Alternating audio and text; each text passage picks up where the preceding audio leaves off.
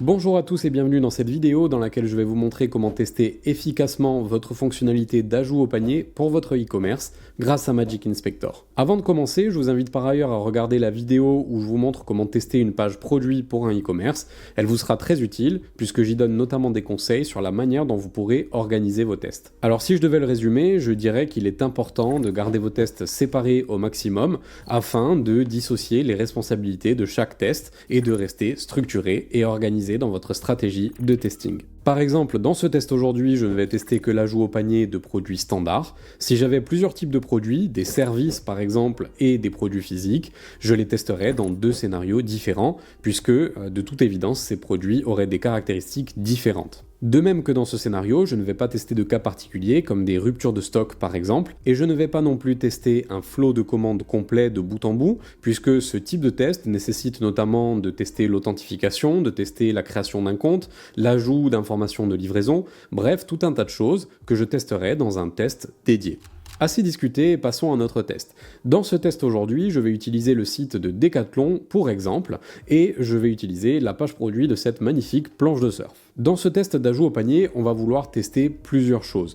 En général, la première chose qu'on voudra tester, c'est évidemment l'ajout au panier. On va vérifier qu'on peut cliquer sur le bouton pour ajouter au panier, et on va ensuite se rendre sur le panier et vérifier qu'il contient bien un produit, et pourquoi pas vérifier d'ailleurs que le montant total du panier est égal au prix du produit. Dans un deuxième temps, on va vouloir supprimer un produit du panier, et le cas échéant, vérifier que la page du panier affiche un panier vide. Ce sont les deux choses que je teste en priorité lorsque je teste une fonctionnalité d'ajout au panier. Évidemment, ce n'est pas une liste exhaustive, à vous de voir si vous voulez tester plus ou moins de choses. Maintenant qu'on sait ce qu'on va tester, faisons-le directement dans Magic Inspector. Je suis sur ma page de test, j'ai créé un test qui s'appelle « Je peux ajouter et supprimer des produits du panier ». Je lui ai indiqué comme URL de démarrage la page de mon produit et je lui ai simplement indiqué d'accepter les cookies en première instruction. À partir de là, la première chose que je vais faire, c'est vouloir cliquer sur le bouton d'ajout au panier. J'ajoute donc une de type click element et je lui indique de cliquer sur le bouton d'ajout au panier. Mais avant de cliquer sur le bouton, j'ai une petite astuce pour vous. Ce que je vais vouloir faire plus tard, c'est vérifier que le montant total du panier est égal au prix de mon produit. Alors ici, si je teste un produit qui est dédié à mon test, je connais forcément le montant du produit. Mais il peut arriver que dans certains cas, vous ne soyez pas sûr du montant du produit et que vous ayez besoin de l'extraire sur la page produit pour ensuite le vérifier dans la page panier. Ici, je vais vous montrer comment faire. Avant de cliquer sur le bouton d'ajout au panier, je vais ajouter une instruction de type AI Content Extraction. Cette instruction va me permettre d'extraire une valeur de la page et de la réutiliser plus tard. Ici, je vais lui indiquer que je veux extraire le prix du produit.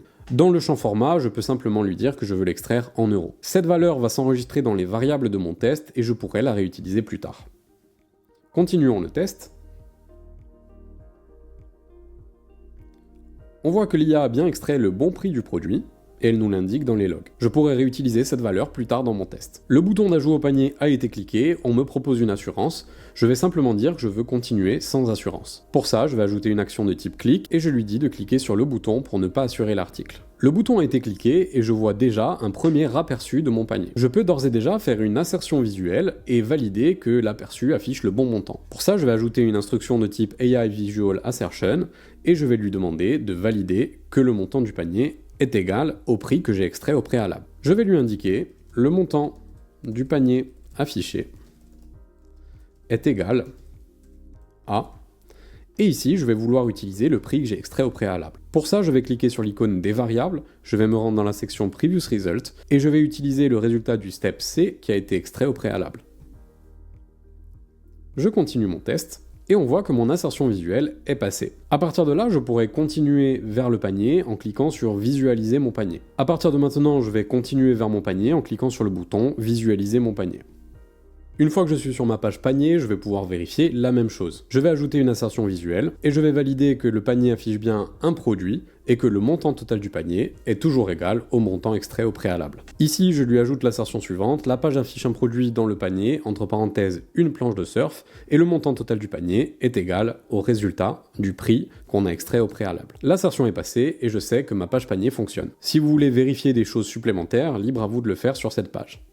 Ce que je vais vérifier maintenant, c'est la suppression de l'article dans le panier. Pour ça, je vais lui indiquer de cliquer sur le bouton de suppression. On voit bien que ça m'affiche un panier vide, et je vais ajouter une insertion visuelle pour confirmer cela. Et je lui indique, la page affiche un panier vide. Mon assertion est passée et mon flow complet est testé. Si je veux vraiment être pointilleux, ce que je peux faire, c'est simuler un rechargement de la page en lui indiquant d'aller sur l'URL de la page panier. Pour ça, je vais ajouter une instruction de type goToURL et lui indiquer de se rendre sur la page panier. Ça va simuler le rechargement d'une page. Et ensuite, je pourrais refaire la même assertion qu'au préalable. La page affiche un panier vide. Et notre assertion passe toujours, on sait que notre fonctionnalité marche comme il faut. C'est tout pour cette vidéo, j'espère qu'elle vous a été très utile. Évidemment, n'hésitez pas à tester plus ou moins de choses en fonction de votre cas d'utilisation. Si cette vidéo vous a plu, n'hésitez pas à aimer la vidéo, à laisser un commentaire, et surtout, n'oubliez pas de vous abonner pour ne rater aucune vidéo de notre chaîne. C'était Kevin pour Magic Inspector, et je vous dis à très bientôt sur magicinspector.com.